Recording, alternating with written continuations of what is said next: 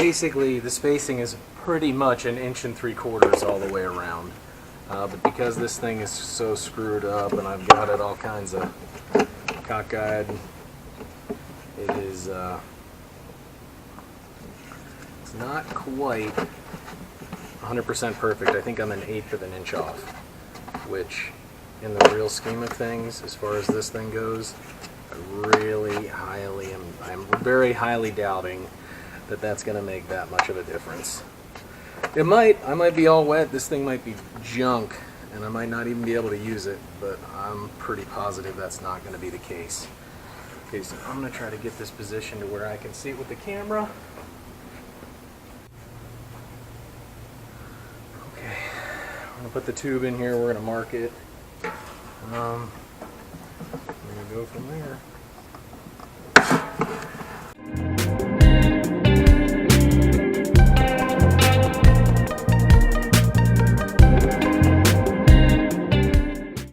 Some non-stick tape around this thing to help it in and help it out, and hopefully that's good enough.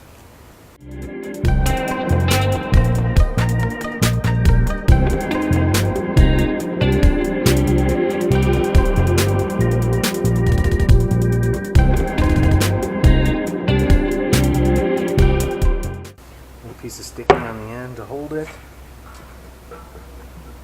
That is all I'm going to put on this thing. I'm hoping it's good enough.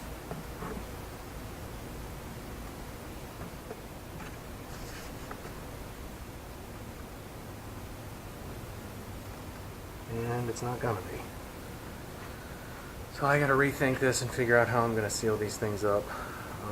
Probably some putty of some kind. Maybe silly putty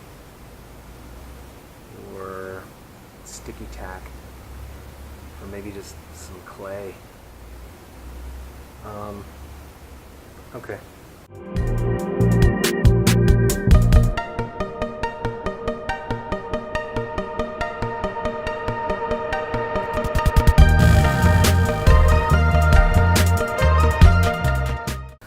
I think we probably will get some weep out and weep in, but for the most part, I know that the barrel's not going to float. We've got enough ballast weight in there, and yeah, we should be good to go. This is a little bit screwy. I probably should have taped it in, but at this point I don't care. I just am really interested in getting this thing done and having a finished product and being able to cast some 3D prints. I got some mold lay for Christmas.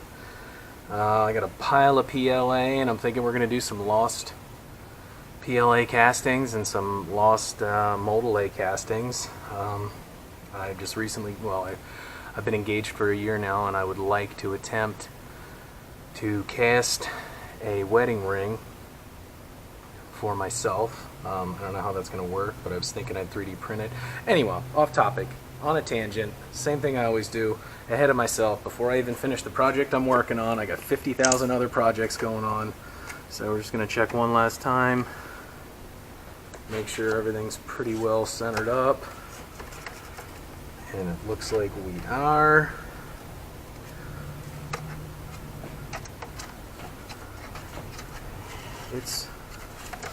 It is within 1/8 of an inch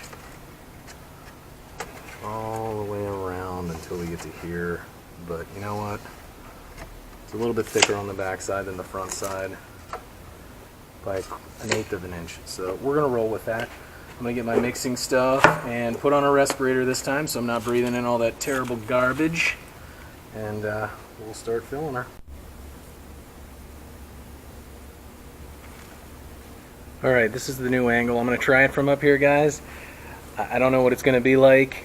As you can see, I have my pneumatic sander right there. That is for vibrating this thing. I've got my little pole that I can try to push this stuff underneath all the places it needs to go. Mixer and my bag of 3,000 rated cement is off to my right. I'm going to bring that over, get off this table, and we'll go from there. Okay, respirator time.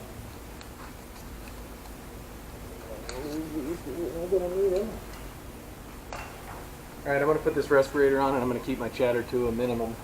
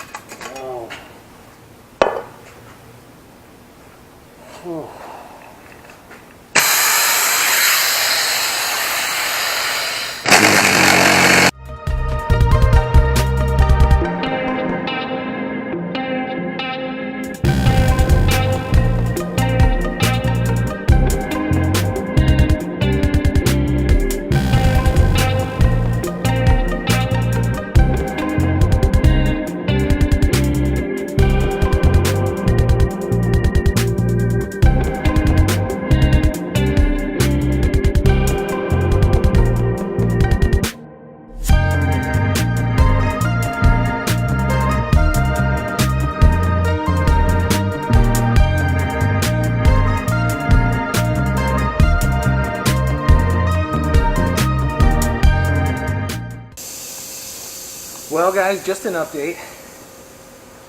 That's 150 pounds of concrete that I've now put into this thing, and it's still not done.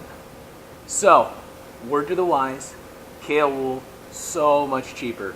This right here and the lid is $300 worth of concrete and shipping. Had I known I was going to need this much, had I been a little bit smarter, I would have probably had more shipped in at one time and tried to save on the freight, or maybe had a pallet shipped in. And I know at Christmas time they did a special where you got free shipping on any order that you placed. As you can see, using that vibratory sander, I know is super rudimentary, but as you can see, it definitely brings the bubbles up. I started making this wetter as I got up to the top. I just wasn't liking how it was sitting in there. So now I'm going to go and I'm going to see if they have less than a 50-pound bag, because I do not need another 50 pounds, obviously. I mean, it's probably only, it's 3 inches deep maybe. So we're going to let this cure. Unfortunately, I can't finish it. I wish I could. Now it's going to be another 5 or 6 days until I can actually finish this thing. This will cure and it'll be set up by tomorrow morning when I come in for work. I can at least do some kind of an update video first thing in the morning, and we'll see what this thing looks like. Hopefully everything holds up. Doesn't look like I'm getting any concrete, maybe just a little bit of water into the bucket, but all in all it's sealed up pretty good. And I didn't do anything, didn't use any putty, no silicone, no RTV, no nothing on this stuff. So we'll see what happens, man. I'm optimistic. So this thing's definitely going to turn out. What it's going to turn out to be, I don't know, but we'll go from there. I also need to cast a plintel as well. I'm pretty sure that's what it's called. You won't hear me use a lot of intelligent terms. I'll probably try to put those in the notes somewhere, because I haven't finished reading David Gingery's book on all this stuff yet, but I wanted to cheat and get the foundry cast. I have 50 pounds of Petrobond sand that I got, so I'm ready to cast. I have a number 10 and a number 6 crucible. I'm going to have to make some crucible tongs and a degasser here at some point in time, which I'll make a video of. And since I can't get Brian Aldeledge on the phone and pay him the $250 for his design for his tongs, I'll have to build my own, unless he gets in touch with me in the interim, and then I will delete this out of the video. But I don't think he's gonna. There's a lot of guys on his feed that keep asking him for the plans and are willing to pay for it. And with a machine shop and a water jet at my disposal, I'm a pretty good ally. So I'd be more than happy to help him do that stuff if he ever watches this video and sees it. I'm more than happy to assist in any kind of a small production run, even front the material and the labor costs, if you're willing to give me the design, and I'll, we can work something out. Whatever, I don't care. Rambling on again. Here it is. It's done. I'm going to let it cover it up and let it sit overnight. And we'll see what we're left with in the morning.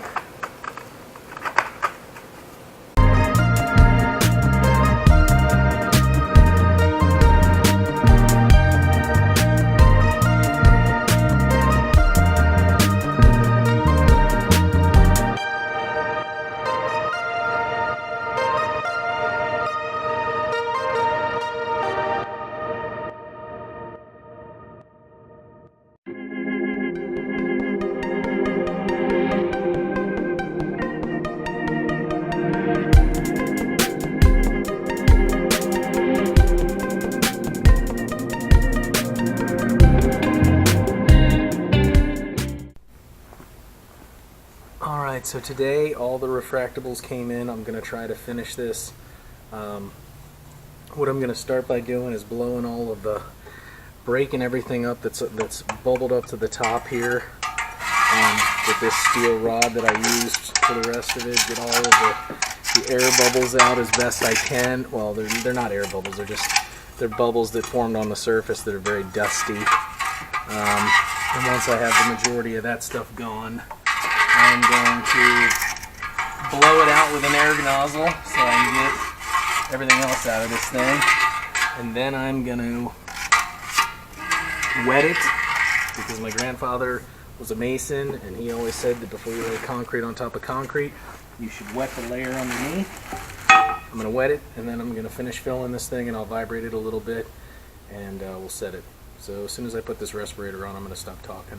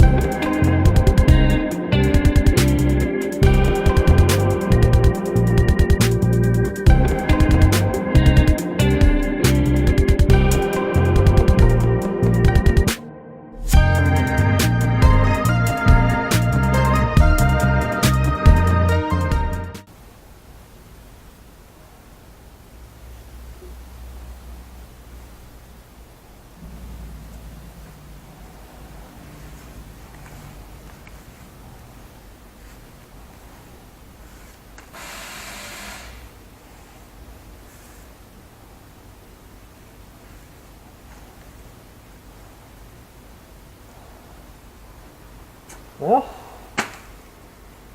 that's it, baby.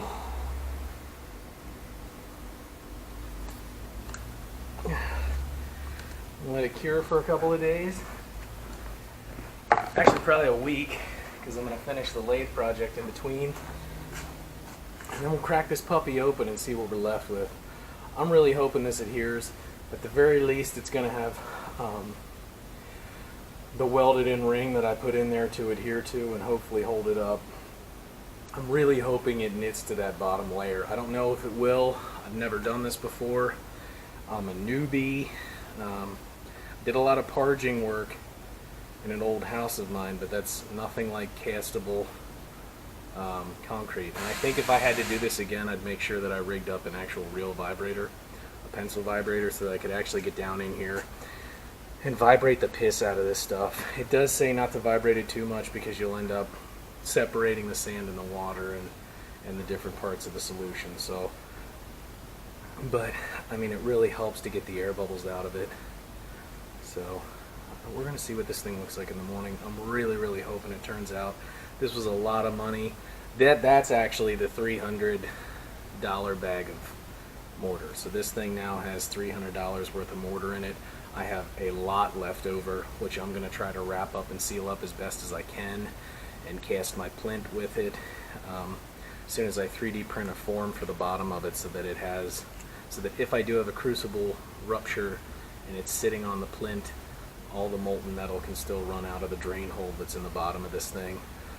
I'll go through all that, show you the pictures of that, and we'll deal with that when we get there. But this is the end of this thing. I'm really looking forward to stripping this thing apart and breaking the forms out of this thing and just seeing what we're left with, seeing how this thing turned out. I bought 5 pounds of Satanite that I'm going to try to use to smooth the inside of this thing out with, and the top and the lid. So I'll probably brush it again. I'll get a real wire brush and I'll wire brush everything. It'll be a stainless wire brush. And I'll brush everything, and then I'll apply that Satanite. And then it's going to take like almost 2 days to cure this thing. So once we do the initial fire, I think the initial fire I'm going to do in an oven. And I'll go over all the directions for casting this Lou Cast 3000. But I hope you guys enjoy it. I hope you guys keep watching. And I'm going to keep trying to do some neat stuff. So, later.